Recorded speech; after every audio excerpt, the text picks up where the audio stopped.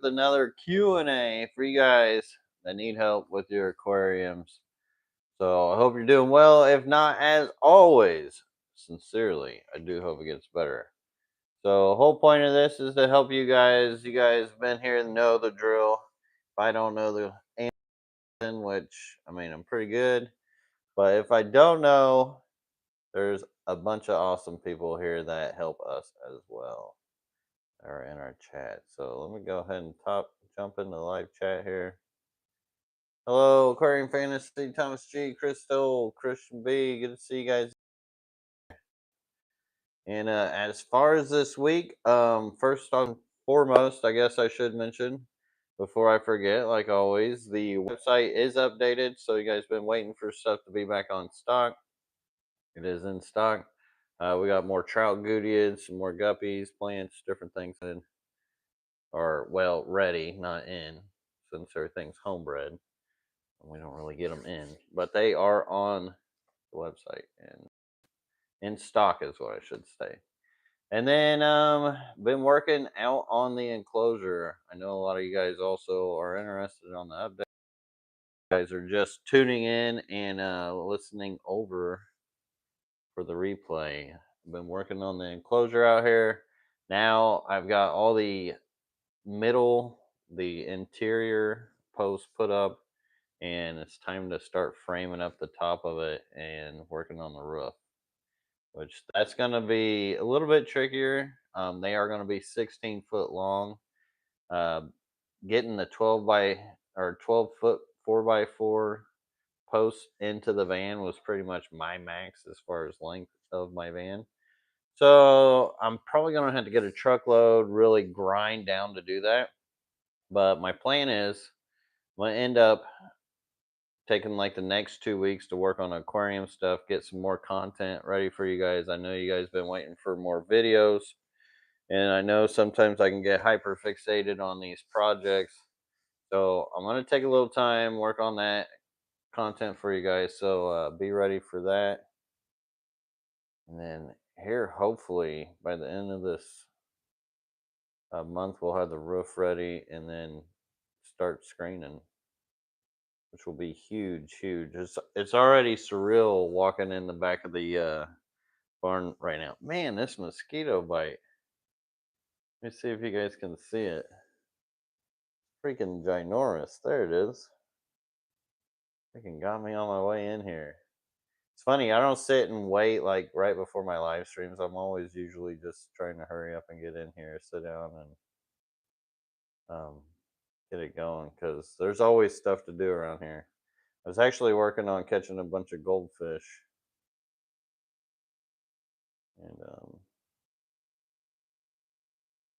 had to stop in the middle of that to come here and hopefully answer some of you guys' questions. Aquarium Fantasy says, Lucas, how was your week? It was a pretty good week. Pretty excited, getting a lot done, staying active, progressing. You know, it's a big project what I'm working on, so it's just one of those things that takes a lot of time, especially whenever you're keeping hundreds of aquariums on the side and have a family. Man, horsefly bit me. But the main reason I'm here is to answer your guys' questions. So if you guys have questions, please throw them out there. If not, I guess I'll just have to figure out what to ramble on about. But yes, please hit that like button. That'd be appreciated. And also, so I was catching these goldfish, which I was actually videoing too. I was trying to video short form and long form. Like, I really wish I could just, like, I miss the days when you only had one format to shoot a video, and that was this way, horizontal. And you made your YouTube videos. That's what it was. And then now, every other platform, they want vertical. So it's either I just do YouTube, I keep myself in just this market, or I shoot vertical and I can do all of them. And I'm trying, and part of me wants to go back to just shooting horizontal. I wish that's all I had to shoot. I am trying to shoot both, but it's kind of a pain doing it like that. trying to manage the media and stuff. Because, I'm not just a YouTuber, I'm not just an aquarium keeper. Also got to run a business on the side. There's a lot of things that I have to do in my roles. I got to try to streamline what I do.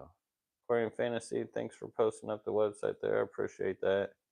And yeah, any orders and support definitely helping right now because trying to fund this project, I'm just pretty much scraping my teeth doing it. JJ Gloucester says, "What part of Florida do you live?" I live in like the Bend, the Big Bend of Florida.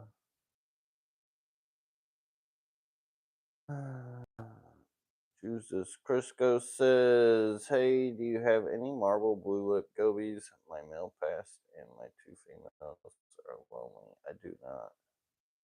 It sounds like more of a you got to get from like a store type of vendor than like a home hobbyist vendor. I don't know of anybody really breeding much for gobies. Leopardo 0573 says, "Lucas, I just ordered one pair of the red and black koi guppies and some subwasser tang. Do you have any tips for keeping subwasser tang?" Subwasser tang does like more of a lower light setting. They don't mind highlight, but water changes do help when, especially if they're in highlight, because they do grab a lot of that reoxygenation from water changes.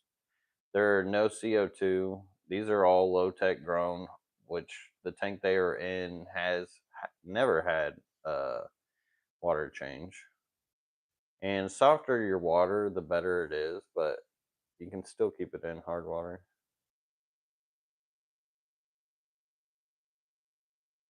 Really easy plant. In my opinion, it's probably easier than moss.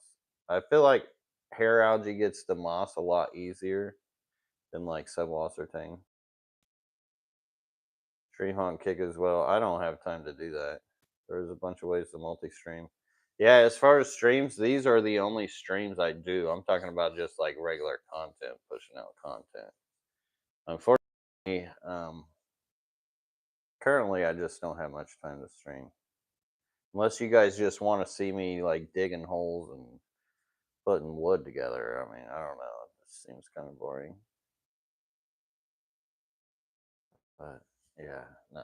Here, after I get this built on this enclosure, then it's more like the YouTuber part of me will start coming out more. Emos Fish Enjoyer says, "Hey Lucas, did you ever get mosquito larvae in your ponds?" So I have a couple of my little tubs that I don't keep fish in just so mosquito larvae will hatch in there, or and I can feed my fish from them. Besides that, they never really grow in my tubs because the fish, they pretty much take them out right away.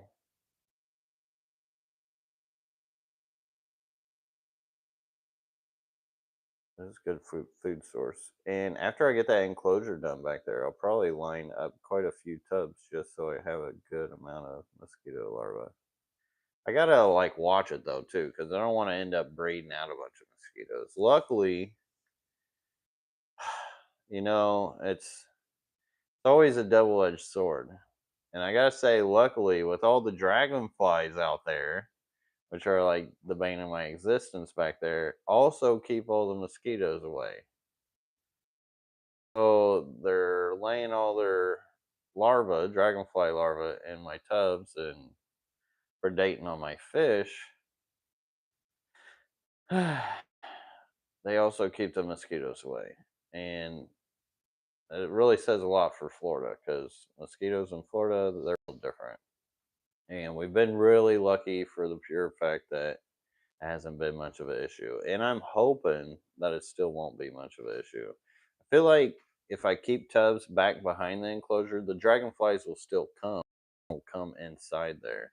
So maybe it won't be a big issue with the mosquito larvae. We'll see. But it got to the point where if you guys been following me, you guys know I have these 3 long ponds, and I didn't really do much with them this year, just for the pure fact that they are loaded with dragonfly larvae to the extent that I can't really get to them, catch them, and make sure they're not going to eat any of my smaller fish that I put in there. So I'll probably end up having to reset all those that, and they've been getting overgrown with plants. I don't know if I'll end up screening that in or not, but enough rambling on about the backyard. I'm excited about it, though.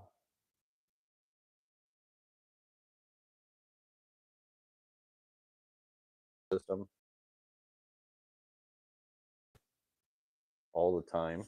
That way, there's a constant like change of water, and I don't have to worry about evaporation because even filling up the tubs that I have now with the evaporation on some of the like drier weeks, it can be a real pain and take up quite a bit of my time.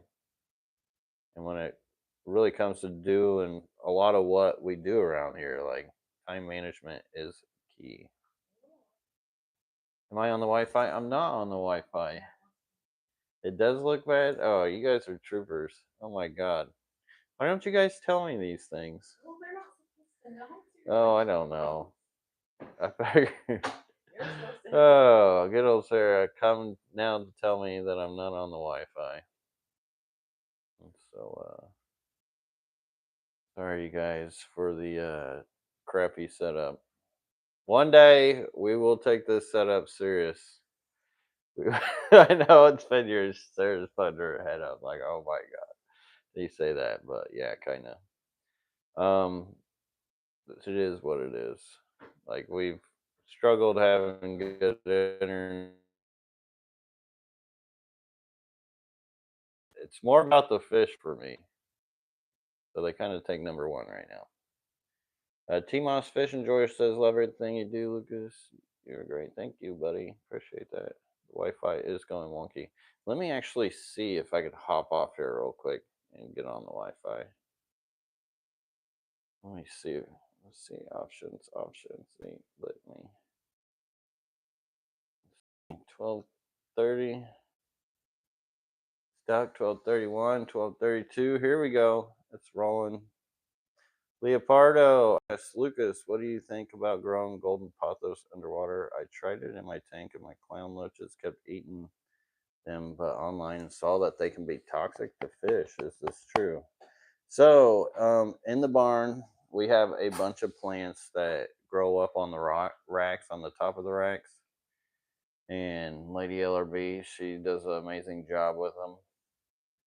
But sometimes I get into my tanks, and to me, they're kind of a pain because they're in my way. They look cool, they look awesome. As far as like toxicity, I haven't personally ever seen anything from them. They're actually beneficial. They help with Well, nitrates in a lot of places. I don't know. I did have an issue with one of those 40-gallon Endler tank that had that pothos in it. That's right there in the middle. It had the the Rainbow Tiger Endler 2.0s. Wasn't that on like the guppy rack at the end? It's on the end with those 75s and stuff. But anyways, for some reason I don't know what happened, but their numbers did go down. So maybe there's a little toxicity to it. Like if they eat a lot of it, and maybe only to certain fish. Certain fish may not be bothered. So I don't know. It's really hard telling. But I know a lot of people have put them in their tank. So I don't know. I don't know how toxic they truly are. But if they keep eating it, I don't know. It's pretty kind of wild that they keep eating it. I know that once the pothos like grows in and then the leaves start dying off from like its regular growth, and it will do that because it'll just end up turning into a bunch of vines. I've seen it stage out to all that, and that stuff will die out, and then it'll look like it's being eaten, and it's just dying at the same time, or just naturally decomposing. So like the cats, pothos are toxic. Aren't supposed to eat them. Right. The LRB said cats and stuff aren't supposed to eat them. So it does have toxicity to it to an extent. Cosman says you're streaming a lot from your ladies' corner. I know, it's nice, eh? Yeah, it's pretty much where we've been stuck streaming for like since we've been here because it's where we get the best internet, where we get the best picture. I did get a Wi-Fi extender. It should be shipped in here by next week. So hopefully we can do it in the bedroom. And then by then, at the end of this month, hopefully we'll start getting into the barn soon. So although we've been in this area for a long time, it is soon to change. And we'll come back and visit every once in a while. Crystal clear now, looking good. Good to hear. Good to hear. Glad it let me switch over to the Wi-Fi and get that better picture, but that's going to be terrible for the replay. Nobody's going to want to watch it on the replay. RIP LRB Aquatics YouTube channel. Leopardo says I took the pothos out of the water just to be safe, and clown loaches just keep eating the roots. So yeah, better safe than sorry. There's a lot of other plants out there. That's a good thing about this hobby is the options. Tons and tons of options out there for us for our tanks. That's for sure. So if you're at the bottom of the chat, got a question, I'm there. Lady LRB said, don't forget to hit the like button, or else I may be sad and spiral into depression. Just kidding. T-Moss Fish Enjoyer says, Lucas, any tips for lime that rims fish tanks? Like a margarita, bro? Any tips for lime that rims fish tanks? I'm not sure if you misspelled something or if you're talking about margaritas. Good question. NATO Juking, I'm sorry if I didn't say that right, says, hello, what plants do you recommend for preservation? Thanks. Thank you. Greetings. For preservation, as far as like conservation? Ooh, I don't even know. That's a whole nother rabbit hole. I would say if you're trying to get into more of like those really rare plants that need to be conserved and preserved, you definitely got to look into the AGA, the Aquarium Gardening Association. Top down or hands up, top down, best club for information for any of that stuff. Um, it's a whole nother world compared to like your standard aquarium keeping. It's like you got Petco here, you got like the internet, then you got like the AGA way up here when it comes to like knowing about plants, types of different plants you can get, rare plants. Now, saying this, most of those plants aren't as easy as like plants you would find at PetSmart or on the internet or like on my website. So, like a lot of my plants that I have, I keep super easy. These type of plants, a lot of them can be really hard, need CO2, highlight, and it can vary. And I feel like there's still a lot of studying to be done with those plants because not only is keeping aquariums natural and unfiltered and no flow, no air, stuff like that, and knowing what plants really do and can do well in that is still a huge like open vast of stuff we don't know. And then a lot of that's trial and error. But that's what I would recommend if you're looking for information for fancy plants or preservation and conservation on plants. JJ Gloucester says, what days do you ship? Thinking about placing a order for the next week. Temps in the 80s. 80s are good. I mean, I've been shipping all summer, all through the United States. And as far as shipping, we ship on Wednesdays. So you get your order in before Tuesday, 5 p.m. And sometimes if you're just like right at the end and we can catch it, then we'll add it to the order. But our usual is 5 p.m. on Tuesdays, all the orders from the week before, and then we ship them out on Wednesday. And then you'll get a tracking number. Um, the reason why we do Wednesdays is because it normally lands the package on like Fridays and Saturdays when people will be home. And it's what we learned to be the best day to ship on.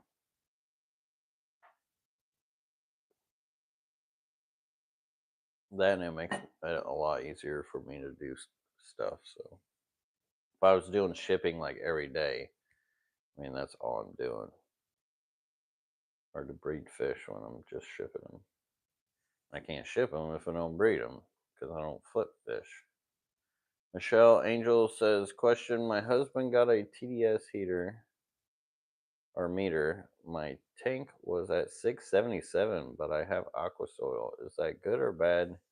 Do water changes help? I'm not really sure where you're at to have 677 TDS. That's way on the hard scale. But if you are actually close to the coast and you get like salinity into your guys' city or well water, then that's what tends to jump it up past the 500 range. If you're on city, it shouldn't be up past 500. They actually have, most places have standards to where they're not supposed to be over 500. Now, I'm not saying it's a bad thing. I've seen guppies, I've seen shrimp, all living in 1400 TDS on an island in the Virgin Islands, St. John Island. There's this wild creek just in the middle of like nowhere on this tiny, tiny island, 1400 TDS. Everything was like fossilized in it, but it was just teeming with life, shrimp and guppies and stuff. I actually got a video on it. I'm not sure what the title of the video was. Maybe type in LRB and Virgin Islands, and there'll be a couple videos of like I went out there and took a tank and did little aquascaping stuff with it.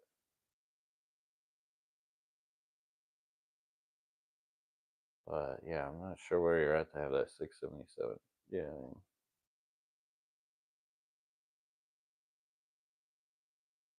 Lucas needs the opposite of a tenfold. Oh, that's kind of funny. That's actually really funny. Leopardo says, how is the blushing tetra breeding project going? So it didn't go very well. I mean, I moved them around, but I didn't get any babies. Nothing died, so I would say I guess that's good. Um I think the reason why is just the water's not soft enough. Maybe I think most tetras, you got to have like close to RO water for them to breed out in. And or there was too much space because I did notice like the males would be on one side, the females would be on the other side.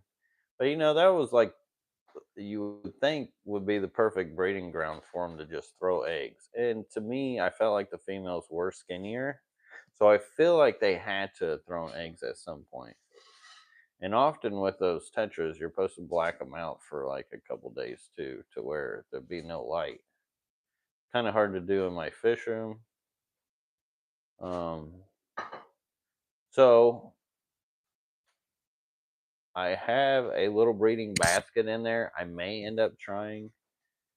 And also, when I get this enclosure done, I want to put a gutter on the back part of the barn to collect rainwater. And then, if I could collect rainwater and start using that for like breeding projects and stuff, I think it would be a good plan. So, although it did not work later down the path, and it may take me, I don't know how long because I got to build the other projects first, but I will get there. And that's how a lot of my projects go. Can't do it all the time. As nice as it will be. Johnny Best, my dude, thank you, thank you, thank you. Much love and appreciation for that $5 super chat.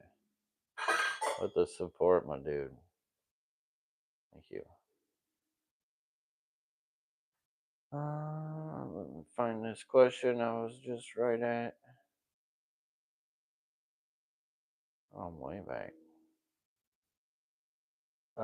You're a champion says, I am keeping fish in a patio in South Florida. I'm keeping betta and Medaka alive in the heat. Can I expand out anymore? Water temperature gets up to 88.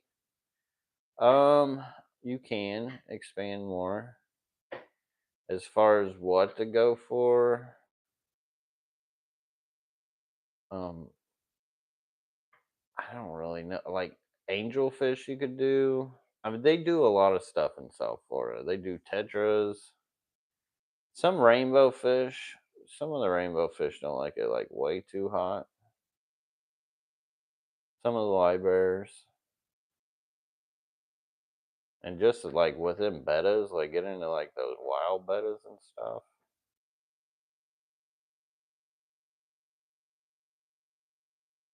There's a lot you could do. T Moss Fish Enjoyer says, I apologize, Lucas. I meant calcium buildup on the rim of the tank. Do you ever have problems with it? Yeah, so always. Even though I have 170 TDS, which is on the softer side of water, there is still a lot of lime and calcium.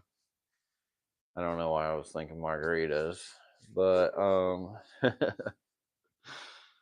it still happens with my tanks, and so what I'll do is just like scrape it off. You got to get like a razor. I use the Kent Blade 2 replacements, and I kind of use those as my razor. It's like this wide, and it's a yellow little handle. Please do not make them go out of stock, so I can't ever get them again. But those are my favorite things to scrape with. Which I should do more of a video on like my maintenance tools and stuff like that. And I remember some of you guys have been wanting to see my wells and my water filtration. I do have that written down, and I plan on doing that too. So hopefully here in these next couple weeks, before I get back into that closure build, I'll get that done. Johnny Bass, thanks for rejoining the membership.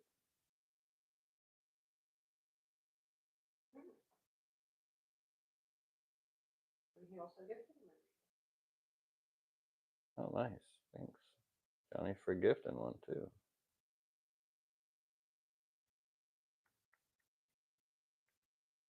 Let's see. I'm gonna speed read this the best I can.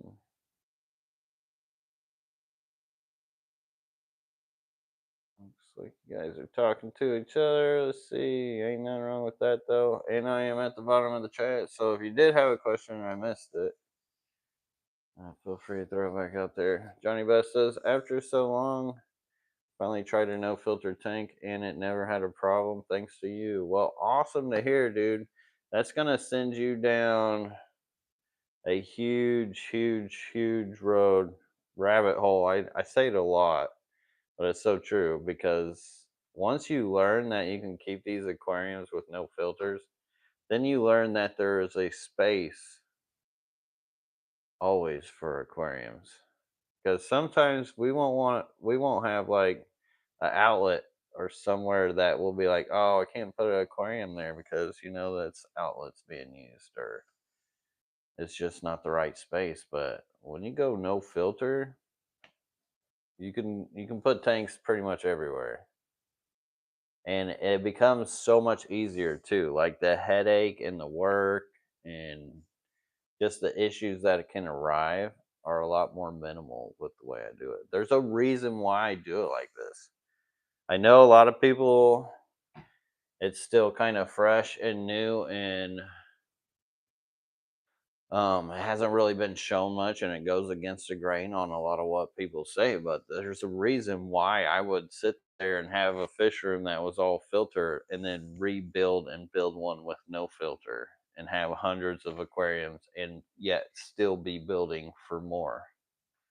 And that's because it is actually easier and makes things a lot more manageable. There's so many people out there who want to keep aquariums, but we don't all want to do the maintenance and put in all that work for it. but we want to be able to enjoy it. And that's simply what I try to do, is share and show you guys through example and practice that it does actually work. And yes, I need to make more videos actually targeting that and letting it be known sooner than later. It will come soon. Crystal, thank you so much for the $10 super chat. Says best fish information on YouTube. Right on, man. I appreciate you. Huge help.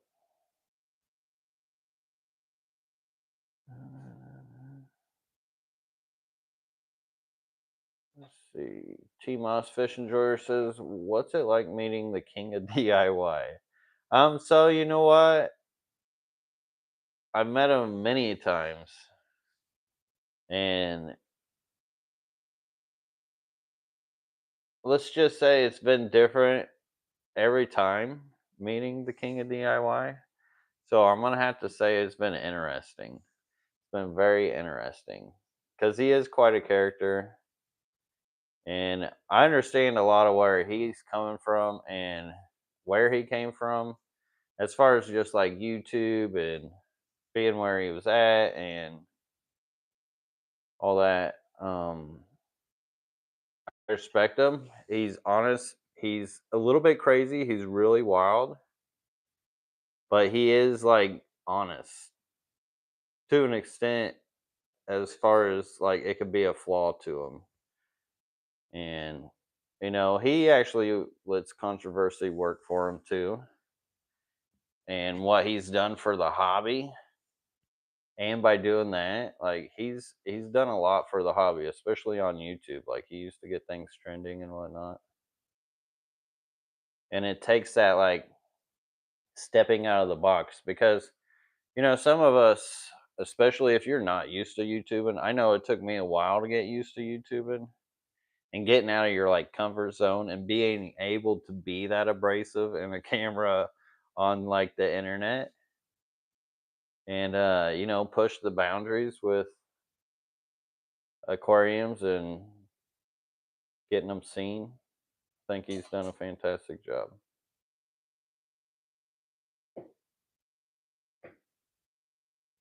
Let's see. Aquarium Fantasy says, Lucas, how are the paludariums coming along? They're doing it really well. They're actually getting kind of bushy and need to do an update video on them. So once again, that's like one of those things. Like I'm sitting here building this stuff, but at the same time, I'm like, I got to do a video of this, got to do a video of that. So that's why I'm going to take the 2 week break from doing the builds there, because I've got just videos to catch up on, and other things around the house too, like mowing. And Sarah's got a friend coming. Leopardo says, Lucas, is there any fish you're looking for at the moment? So at the moment, not currently, because I'm not even going to try to think about it, to be honest, because my budget's like pretty much spent. Like everything's going for that enclosure, and if I try to even think about any kind of fish that I want to try to go after, not in the budget right now.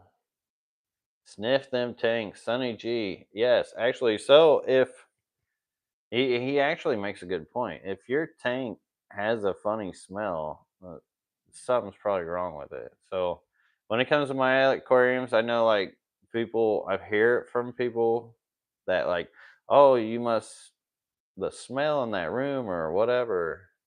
Like you can't smell my tanks. My tanks like smell as natural as it gets. And if you can smell your tank, probably do a water change and or have a dirtier filter.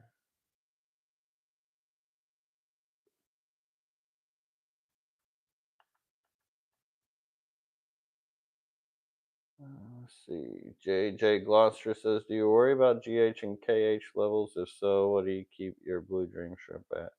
I don't, and my GH KH levels, I don't really know, but I know the TDS is around 170. And imagine it's a mix of both. But I mean, I used to breed them out in 300, 400 is where they originated. So pretty wide range. And no, I don't sit there and worry and test my GH and KH levels. Mhm. I don't worry and test any of my um, water for anything, nitrates or nothing. Matter of fact, I dose nitrates for my plants, or I at least used to. I don't anymore.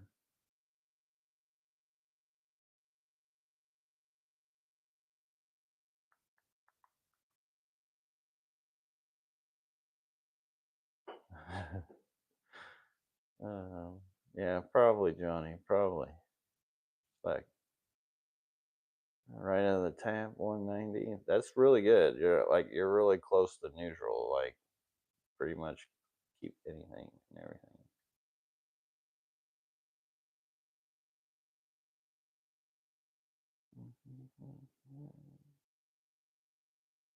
Well, thank you, Asaya. Appreciate that.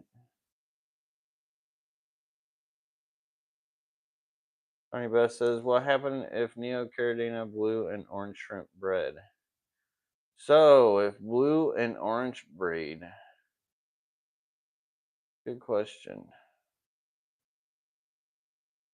I mean, I have, and there is old footage on YouTube. Like, you really got to dig down to like when I first started YouTube. Is I did have blue and orange shrimp. So they would have like a blue body, and then they'd have like the orange stripe down them. And being an old Illinois fan, they're like my Illini shrimp. Those things were sick, and I have never seen anything like them ever since. And they come from mutated blue dreams. And what they were mixed with, I don't know. I know they had like chocolate and black rose blood in them. They had black Bloody Mary blood in them, red really blood in them. Like the genetics on the blue dreams when they first came out were crazy. And honestly, I kind of kicked myself for not like really focusing on doing that sort of stuff. At the same time, like I wanted to do more than just shrimp. I wanted to do fish. So what I'm saying, as far as what you could create from those, is it could really vary depending on the line and what's already in their genetic code. And you're probably going to see more like the black types, the wild types, a little orange, a little blue. You may get a mix of both. I don't know. To be honest, I've never stuck orange and blue together and really messed with them much. I know if you do the blue and the red, you could get the purple. So I don't know if you would get any of those sorts of genes too. But it would be interesting. I feel like there's still a lot to be done within those realms. I think that more like commercial breeders tend to go towards the Caridina species just because they'll get more money out of them. So commercially, what's really researched and developed as far as the genetics and mixing of them only goes so far for Neocaridinas because they're not a top dollar shrimp. So I feel like for hobbyists, definitely um, something fun to play with. Who knows? You may end up creating something cool. Aquarium Fantasy says, Lucas, would you do more shorts on your shrimp? Question mark. I probably should. I don't know. So I've had my shrimp for a long time. For me, it's just like, oh, shrimp. I've seen my shrimp for a long time. So I guess I've kind of gotten used to them. But yeah, I guess I probably should. There's just a lot of things I should short, and only so many shorts I can put out without like making you guys feel like you're being spammed. But yeah, I definitely should. My shrimp rack's a bit of a mess too, just because I don't know, I only got a few species and haven't really put that much attention to it. So it's been like the same for me for like the last 3 years almost. Yeah, if you missed that boxing match, you missed a good match. Real good match. Let's just say I stayed active. Stayed real active.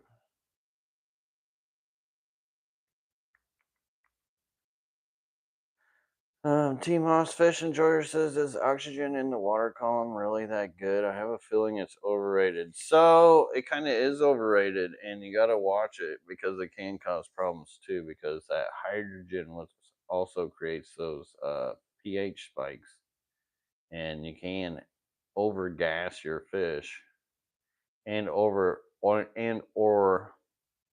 so like for instance, when I do my fish baths, when I get a new fish and I give them a fish bath, and if I leave them in that brand new water, like the bubbles, and this is dechlorinated water, the bubbles will just stick to them just because too much, too much of that oxygen grabs onto certain parts of their biofilm that's naturally on them, and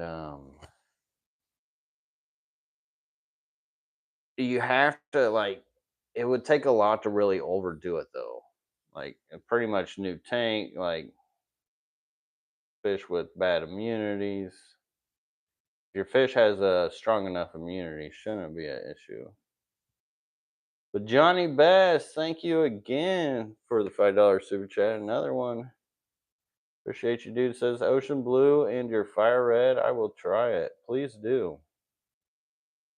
Because you can create purples. If you type in LRB purple shrimp, I actually have old videos of it and showing it. I just never had time to actually put towards just working on that kind of stuff. Or at least that's not where my attention is or was. I guess I had the time, just didn't put the attention towards it.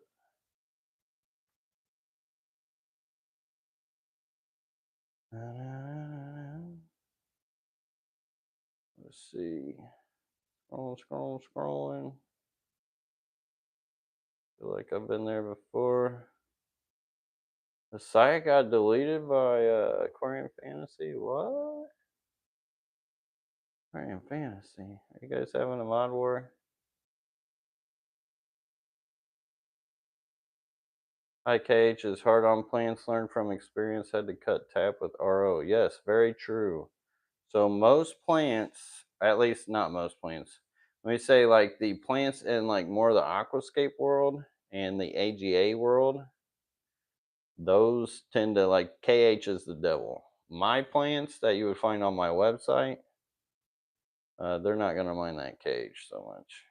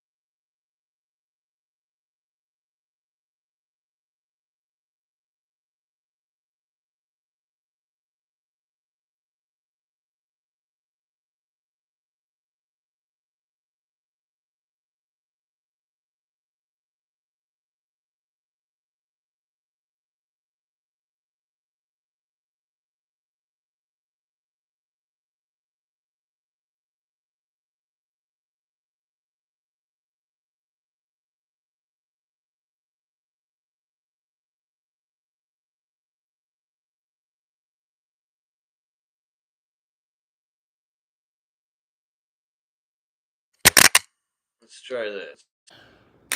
Can you hear me now? Can you hear me now? Did I save the stream? All right. I don't know where I left you guys, but hopefully I'm back. King of DIY says, I'm scaping a tank and done hardscape now to the point where I have to plant 500 plants with tweezers. Taking a break before I do that to myself. Yeah, dude, that's a rough go. And sounds like you should be properly preparing yourself. Like, you got to get your head into that. It sounds like a good time. And if you guys haven't seen his tanks, like, they're pretty sick. Johnny Best says, don't forget to welcome Leopardo to your community. Well, awesome, Leopardo. And Johnny, thanks for bringing him aboard.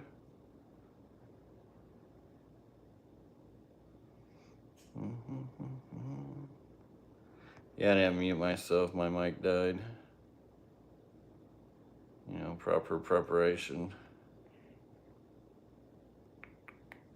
I actually had a recall on those mics too, so now I'm just like a little iffy about leaving them plugged in for too long when I'm not around. So that's the last thing I need. It's a little fire. All right, I'm at the bottom of the chat, so if you got a question, that is where I'm at. If not, I still ain't ate dinner, so I don't have my mic. So I don't know, give me a reason to go eat dinner. I guess so, okay. No questions, I think my job is done here. I appreciate you guys all hanging out. Much love. What's for dinner? Pizza. Lady LRB made some homemade pizza. It's like literally sitting here waiting too. Like, look at this pie. I mean, since I was gonna hop off anyway, but like, she was literally cooking it right before the live stream. Well, look at that pizza pie. It's got a little, what is that, ricotta? Mushroom, quattro formaggio, bacon, and 4 cheeses. So for you guys, I sat here and waited because I love you. I hope you guys appreciate it. Yeah, she's the best. All right, I appreciate you guys. I'm gonna go eat that. Till next time, everybody, peace. Have a good one. Da da da da da da da da da da da da. I got Lady LRB to join me this time. Wesley, where you at? Get over here, boy.